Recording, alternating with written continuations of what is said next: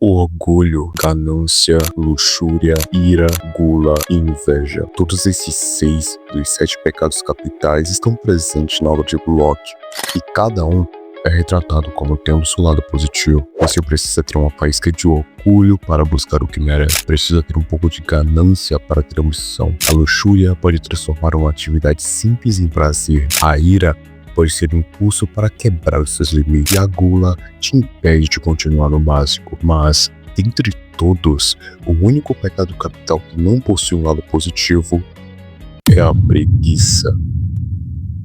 Seishiro Nagi, ou Gênio Preguiçoso, aparece logo nos primeiros capítulos e episódios do anime e mangá de Blue Lock. Nagi é um personagem tão emblemático que ganhou seu próprio spin-off dentro da obra, assim como um filme próprio também. Acontece que, logo de cara, ele é apresentado como alguém que nunca perdeu e que era muito superior a todos os outros jogadores, porque mesmo estando sem vontade, entediado, ele fazia o que ninguém mais imaginava conseguir: dribles assustadores. Se eu tocar primeiro na bola, agora o deus do campo aqui sou eu. Posse de bola quase perfeita e gol avassalador. Tudo que é necessário para a sobrevivência dentro do futebol foi entregue de mão beijada para aquele garoto, ao ponto de conseguir fazer uma jogada que colocava ele no patamar de melhor do mundo.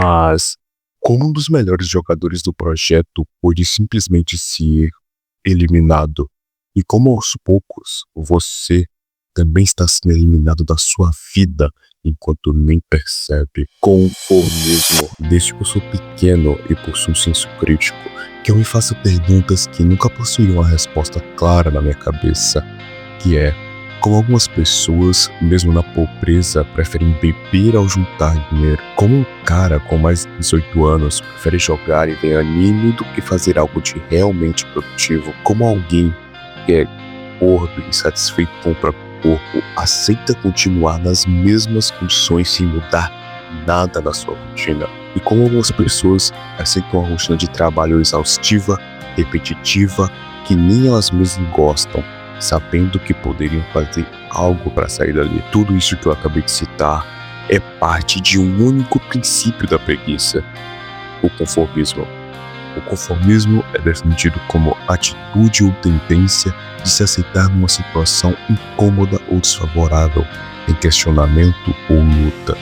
Para o filósofo existencialista Paul Sartre, o conformismo nada mais era do que uma fuga da responsabilidade de escolher e criar a sua própria vida. E essa definição feita por ele é perfeita para os dias modernos, porque, na própria ciência, conformismo é um hábito do cérebro humano, que surge na aceitação ao pensar que está tudo bem. O cérebro de um homem fica biologicamente conformado quando ele se masturba, porque não sabe diferenciar o sexo do ato solitário. O cérebro de usuários de redes sociais ficam conformados ao receber curtidas, pois associam aquilo à aprovação. E a mesma coisa aconteceu com Seishiro Nagi durante a partida do Sunshine City contra o Bastard Mountain.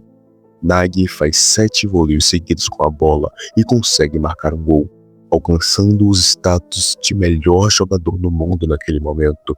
E logo depois disso, depois de vencer Izagi, ele perde completamente a chama e a vontade que acumulou até ali, porque ele já havia cumprido seu objetivo, já havia realizado seu sonho, o que o levou a nunca mais se esforçar como antes.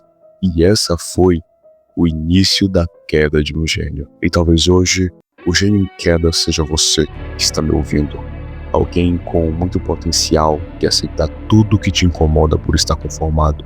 Conformado em se sentir seguro com a situação que você tem. Conformado por estar distraído demais com o entretenimento. Conformado por acreditar que não pode ir além do que os seus olhos enxergam. A verdade é que todos carregamos um pouco de preguiça dentro de nós. Ninguém quer sentir dor de cabeça de trabalhar horas e horas. Ninguém quer sentir a dor de se dedicar a algo por muito tempo para não gerar resultados. Mas é o ato de enfrentar isso e aceitar continuar na mesma situação que separam os que são conformados e os que não são. Seishiro foi eliminado do projeto Blue Lock, e só aí, quando perdeu tudo, pôde entender o valor do que deixou para trás. E você pode começar a se esforçar antes disso. antes de perder tudo, antes de perder sua segurança e talvez pessoas ao seu redor. Porque o conformismo não apenas destrói a sua vida, como a dos que estão ao seu lado.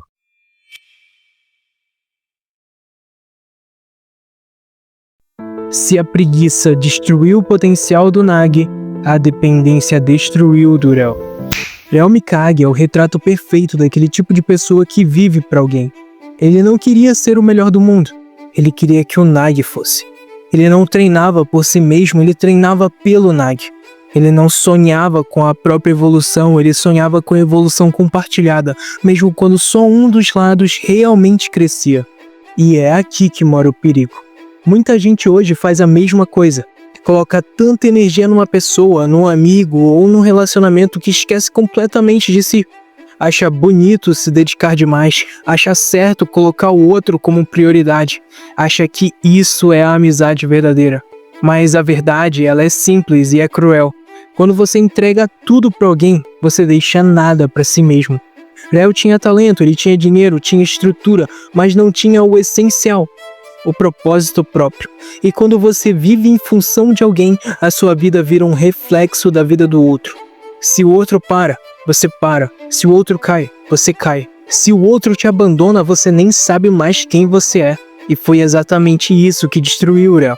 Ele se dedicou tanto ao Nagi que esqueceu de evoluir ele mesmo. E tem gente que faz isso todo santo dia.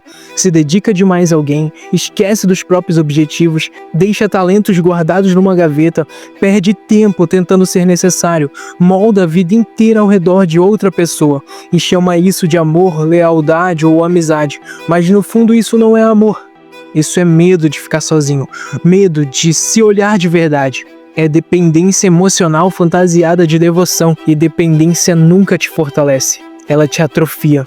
Reo achava que proteger o Nagi era o seu propósito, mas tudo o que ele fez foi se afastar do seu próprio caminho. E agora pensa comigo.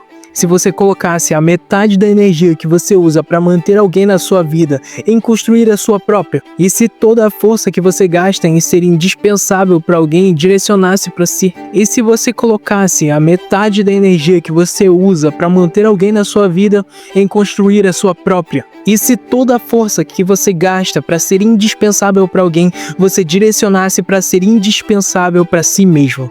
E é aqui que a vida vira. É aqui que você enxerga a verdade que o Reo demorou para ver. Quem é você? O destino de quem vive através do outro é nunca descobrir quem realmente é. O que faltou ao Reo não foi amor, não foi talento, não foi força, foi direcionamento. Foi coragem de olhar para si mesmo, foi coragem de se perguntar quem eu sou quando eu não estou do lado dele. E talvez seja essa a pergunta que você esteja evitando hoje. Porque você não está cansado, você não está sem talento, você não está atrasado. Você só está entregando o seu potencial no lugar errado.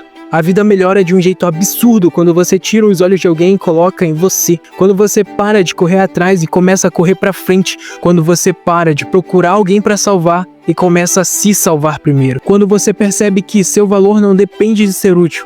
A sua importância não depende de alguém te validar, e a sua evolução não depende de ninguém caminhar ao seu lado, e é aí que o protagonista nasce. Foi quando o Reo encarou a si mesmo, sem um Nagi, sem expectativas, sem papel fixo, que ele cresceu de verdade. E nesse momento agora, esse papel é seu. Agora é você.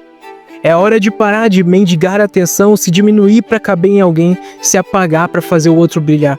Gastar energia onde você nunca recebe de volta. Sempre ser o apoio, ser sempre o que corre atrás. E comece a evoluir por conta própria, descobrir o seu propósito, construir o seu futuro, sentir orgulho de quem você está se tornando, enxergar o seu valor sem pedir permissão, correr atrás dos seus sonhos com a sua própria força.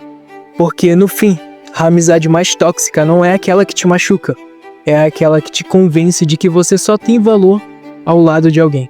E se o Blue Lock ensina alguma coisa é que quem depende do outro nunca alcança o seu potencial. Quem depende de si cria um futuro que ninguém pode tirar. E agora, mano, é a sua vez de florescer.